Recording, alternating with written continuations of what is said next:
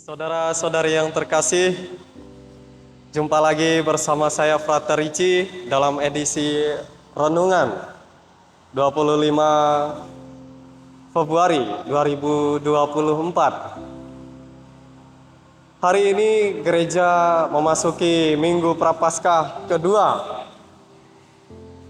Tema kita ialah mendengarkan sabda Tuhan, mendengarkan suara Tuhan. Injil Markus yang kita dengarkan pada hari ini mengisahkan tentang pengalaman ketiga murid yang dibawa oleh Tuhan Yesus ke sebuah tempat yang tinggi, ke sebuah gunung yang disebut sebagai Gunung Tabor. Ketiga murid ini mengalami peristiwa yang begitu membahagiakan karena boleh diperkenankan oleh Tuhan Yesus melihat kemuliaan, melihat sisi kemahatinggian Tuhan Yesus, di mana Tuhan Yesus yang berubah rupa, pakaiannya menjadi putih berkilau-kilau, dan dia juga berbicara dengan tokoh perjanjian lama, yakni Nabi Musa dan Nabi Elia.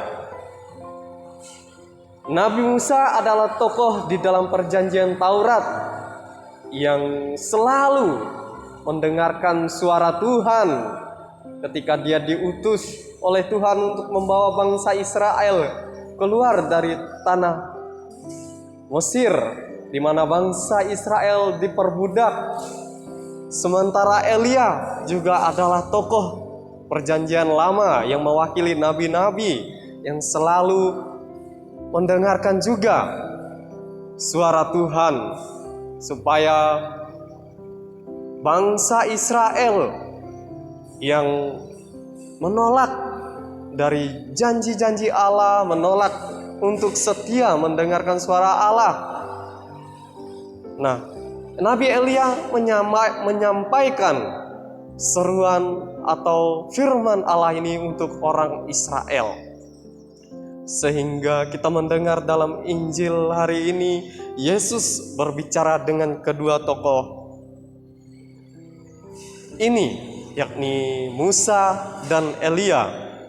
Inilah yang disaksikan oleh para murid dalam kesempatan ini, sehingga mereka mengalami suatu peristiwa yang sungguh-sungguh luar biasa, sungguh-sungguh mengesankan.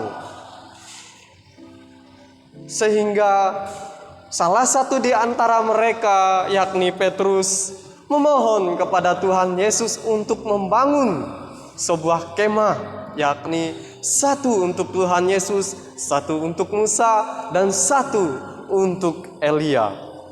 Pengalaman yang mengesankan ini memotivasi para rasul yang diwakili oleh Petrus untuk membangun kemah bagi mereka.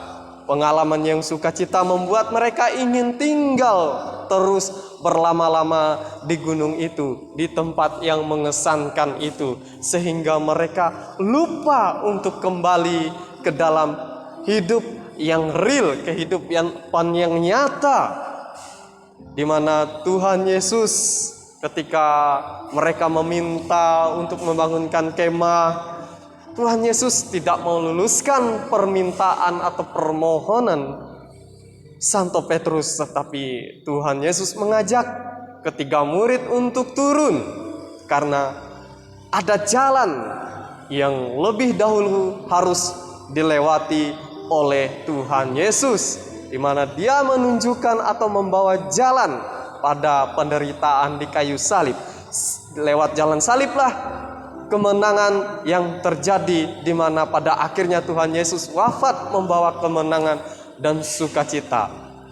Pengalaman Tabor, pengalaman yang mengesankan ketiga murid, bukanlah pengalaman yang sesungguhnya membawa kita lupa di dalam kehidupan yang real, tetapi melalui peristiwa sehari-hari, penderitaan, ketidaksenangan kita, melalui salib-salib kita, Tuhan Yesus mengajak kita untuk selalu setia di dalam salib kita. Mari kita selalu mengikuti Tuhan Yesus, sebab di jalan salib Tuhan Yesus ada sukacita, ada kemenangan. Demikian juga kalau kita menyatukan salib kita dengan Tuhan Yesus, yakinlah pasti selalu ada kemenangan. Bukan salib atau kesenangan serta kecenderungan kita yang membawa kita pada kehidupan yang abadi. Tetapi mari mendengarkan suara Tuhan di dalam hidup kita, mengikuti Tuhan Yesus, mengarahkan pandangan kita di hadapan Tuhan Yesus. Sebab inilah yang diminta dari Bapa kepada kita untuk selalu mendengarkan putranya yang terkasih. Sebab kepada putranya lah Bapa berkenan. Mari kita mengarahkan pandangan kita, hati kita kepada Tuhan Yesus. Terutama di masa Prapaskah ini, mengajak kita untuk berpusat dan berfokus kepada Tuhan yang memberikan rahmat penebusan yang membawa kita pada keselamatan. Saudara-saudari yang terkasih, semoga kita selalu diberkati oleh Allah Bapa yang Maha Kuasa. Amin.